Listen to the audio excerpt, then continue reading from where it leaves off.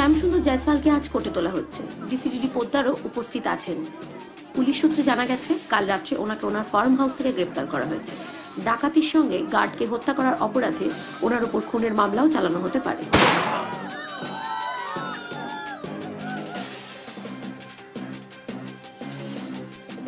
মানসিক চাপে কাল রাত্রে ওনার 10 বছরের মেয়ে আত্মহত্যার চেষ্টা করে। ওনার লয়ার এখনো বলছেন উনি নির্দোষ, আর সেই সময় উনি শহরের বাইরে ছিলেন। পুলিশ তোকে ওর ফার্ম হাউস থেকে অ্যারেস্ট করে, তাই না? তো একজন মানুষ একই সময় একসঙ্গে দু জায়গায় তো থাকতে পারে না, পারে কি? আর সেই সত্যিটা আমরা সকলের সামনে তুলে ধরতে চাই। My client is innocent. দেখছেন, he is being framed. There is a conspiracy going on. কি হচ্ছে এসব?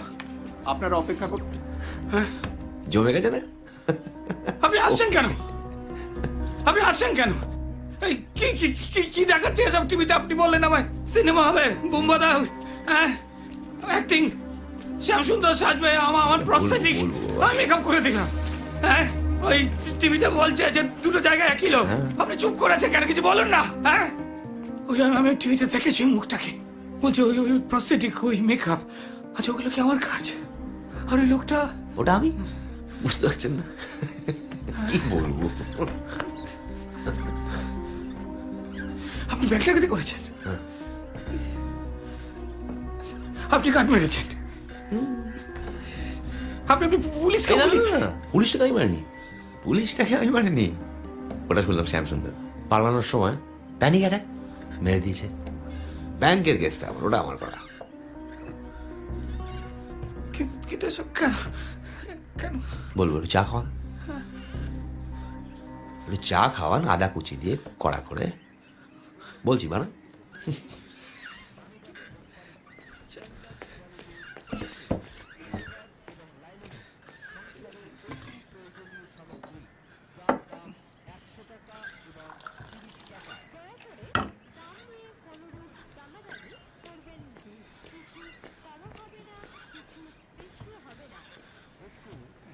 Thank you.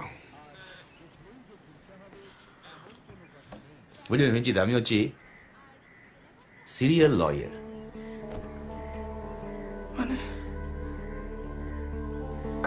মানে টেকনিক্যালি মানুষের ডেফিনিশন অনুযায়ী আমি একজন সিরিয়াল কিলার।